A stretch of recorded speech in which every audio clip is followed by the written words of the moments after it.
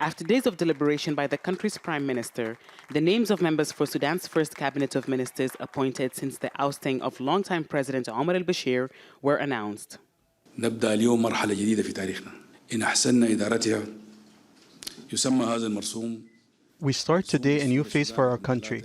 If we manage well, it will pave the way for us to build a Sudan that we are all proud of. The first priority of the transitional government will be ending conflict, and this decree confirms the appointment of ministers for the transitional period. The cabinet, made up of 20 members, includes Sudan's first female foreign minister, along with 3 other female ministers. The Prime Minister said it was a recognition for the role of women in the revolution, which started in December with anti-government protests and led to the overthrow of Bashir by the military in April. He also said that 2 seats in the cabinet will be filled in the coming days, with further consultations needed to ensure representation of every region in the country. The cabinet unveiled by Sudan's Prime Minister will, as per the transitional agreement, implement the vision of the protesters. Those include justice and accountability for the alleged crimes committed by Bashir's government since it came to power in 1989. They're also calling for peace in the conflict zones in the country. But implementing these changes may come with some challenges. Sudan's Revolutionary Front, a coalition of armed groups and a part of the Forces of Freedom and Change coalition that signed the power-sharing agreement in August, had previously expressed reservations over the agreement. It says the deal signed needs to address the core issues of the conflicts and the impact of war.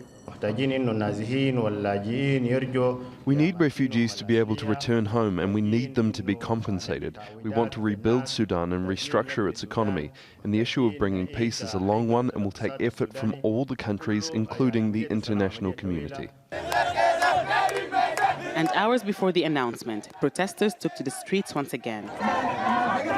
Hundreds demonstrated in front of the country's High Judiciary Court, urging on an independent judiciary during the transitional period to ensure their demands during the 8-month protests are not forgotten. Today we came out demanding an independent judiciary to represent us and where anyone who turns to it can get their rights. Not like the former regime where your rights were oppressed and the judicial system was bribed and politicized. Today we're demanding justice first for those who've been killed. We've gotten the civilian government, but some people gave their lives for it to happen. That shouldn't have been the cost. So those who are responsible for crimes must be tried. That's what I want from the transitional government. The government says it's working to build a new future after 30 years of rule under the former regime and present Sudan in a new light. Protesters are not about to forget what it took to bring about that change. Hiba, Al Jazeera, Khartoum.